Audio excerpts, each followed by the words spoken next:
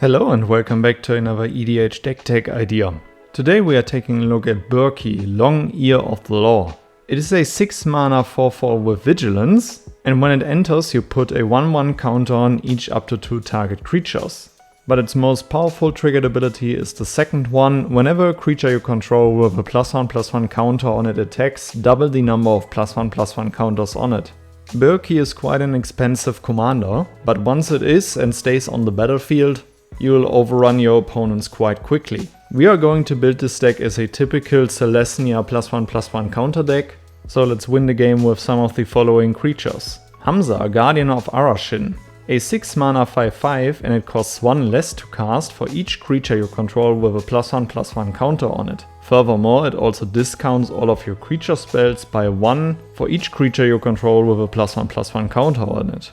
Even though Hamza and Byrke share a 6 CMC slot in your deck, you'll often cast Hamza way earlier, and depending on your board state you will also be able to cast Byrke in the same turn. We play Defiler of Vigor, a 5 mana 6/6 with Trample, and as an additional cost to cast green permanent spells you may pay 2 life. Those spells cost 1 green less to cast if you paid life this way, and this effect reduces only the amount of green mana you pay. This is not only great to accelerate your game plan, but it also has a triggered ability. Whenever you cast a green permanent spell, put a 1/1 counter on each creature you control. Defiler of Vigor is not only a very solid creature as a 6/6 with Trample, it also deploys a bunch of +1/+1 counters on your team and discounts all of your green permanent spells. We play Herd Baloth, a 5 mana 4/4, and whenever one or more +1/+1 counters are put on Herd Baloth, you may create a 4/4 green beast creature token. Putting counters on this one will happen quite often,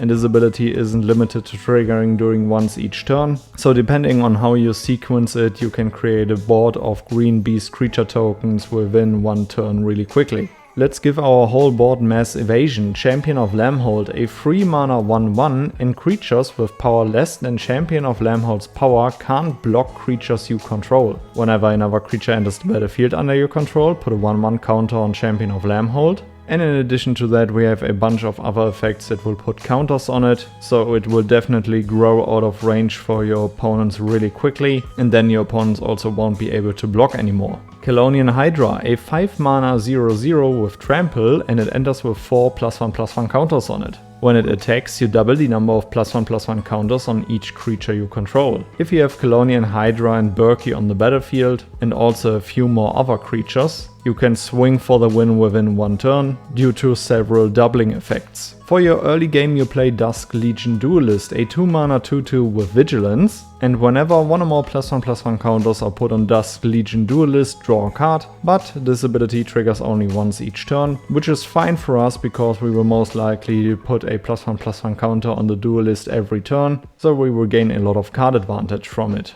Now let's quickly talk about protection. Dawn's Truce, a 2 mana instant, and as the spell resolves you can gift a card to an opponent, and you and permanents you control gain hexproof until end of turn, and if the gift was promised, permanents you control also gain indestructible until end of turn. Flawless Maneuver, a 3 mana instant, and if you control a commander you may cast the spell without paying its mana cost, and creatures you control gain indestructible until end of turn. We play Heroic Intervention, a 2 mana instant, permanents you control gain hexproof and indestructible until end of turn. And of course we play Akroma's Will, a 4 mana instant, choose one, and if you control a commander as you cast a spell you may choose both. Creatures you control gain Flying, Vigilance and Double Strike until end of turn, and creatures you control gain Lifelink, Indestructible and Protection from all colors until end of turn. Akroma's Will is also one of your game finishers, if you can resolve the spell with an army on the battlefield. We also play Inspiring Call, a 3 mana instant, draw a card for each creature you control with a +1/+1 counter on it, and those creatures gain Indestructible until end of turn. Another spell that can be cast in a defensive or offensive way is Unbreakable Formation, a 3 mana instant, creatures you control gain indestructible until end of turn, and if you cast a spell during a main phase you put a 1/1 counter on each of those creatures and they gain vigilance until end of turn. We also play several helpful enchantments to support our game plan. For example, Aura Shards, a 3 mana enchantment, and whenever a creature enters the battlefield under your control you may destroy target artifact or enchantment. We play Court of Garenbrick, a 3 mana enchantment, and when it enters the battlefield you become the monarch. At the beginning of of your upkeep, distribute 2 +1/+1 counters among up to 2 target creatures, and if you are then the monarch, double the number of +1/+1 counters on each creature you control. This card gives you everything. It deploys +1/+1 counters, it will give you additional card draw, and in the best case it would also double all of your +1/+1 counters. Hardened Scales, a 1 mana enchantment, and if one or more +1/+1 counters would be put on a creature you control, that many +1/+1/+1 counters are put on it instead. Branching Evolution, a 3 mana enchantment, and if one or more +1/+1 counters would be put on a creature you control, twice that many +1/+1 counters are put on that creature instead. We play Tribute to the World Tree, a 3 mana enchantment. Whenever a creature enters the battlefield under your control, draw a card if its power is 3 or greater,